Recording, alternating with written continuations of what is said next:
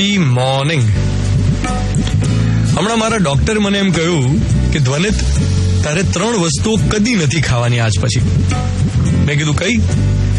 તો કે કાજુ, ખારીશિંગ અને આમલી. મેં કીધું all right, as you say sir. કાજુ, ખારીશિંગ અને આમલી આજ પછી મારે ક્યારેય નથી ખાવાની.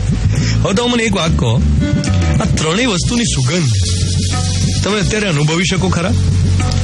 કાજુ એમ બોલું તો કાજુની સુગંધ મનમાં યાદ આવે ખરી?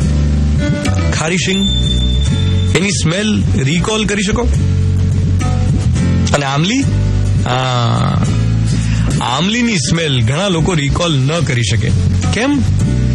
બીકોઝ એક આખી જનરેશન આમલીથી અપરિચિત છે.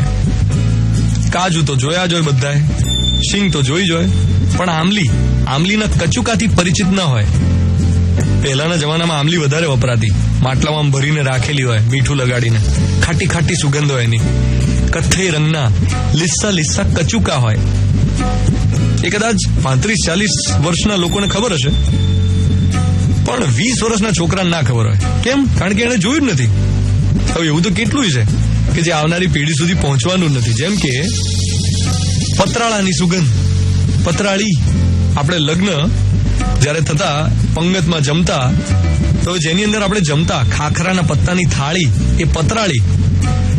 હવે વજનદાર પ્લેટના જમાનામાં પતરાળીની ક્યાં કોઈ સુગંધ કોઈને યાદ હોય? ચ્યુઇંગમના જમાનામાં શેકેલા કચુકા કે શેકેલી ગોટલી કોને યાદ હોય? એવું છે. પ્લેટોના જમાનામાં પતરાળી ગઈ. હવે તો કેટલી સુગંધ છે, જે યાદ કરાવું તો તમને કદાચ યાદ આવે ખરી ને ન આવે. જેમ કે કોઠાની સુગંધ.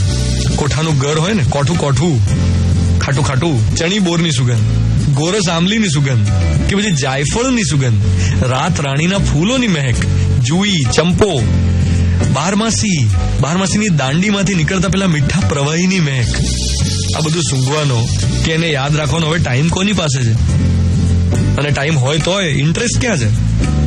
આપણી એક આખી ઇન્દ્રિયની શક્તિ ક્ષીણ થઈ ગઈ છે, અને એ છે ઘ્રાણેન્દ્રિય. બોલો, નાકથી સૂંઘવાની ક્ષમતાને ઘ્રાણેન્દ્રિય કહેવાય, એ ભૂલી જ ગયા છે ને. So basically the capacity to smell, એ જે ફ્રેગ્રન્સને ઓળખવાની આપણી જે શક્તિ હોય, એ થોડી ઓછી થઈ છે પહેલા કરતા. કારણ કે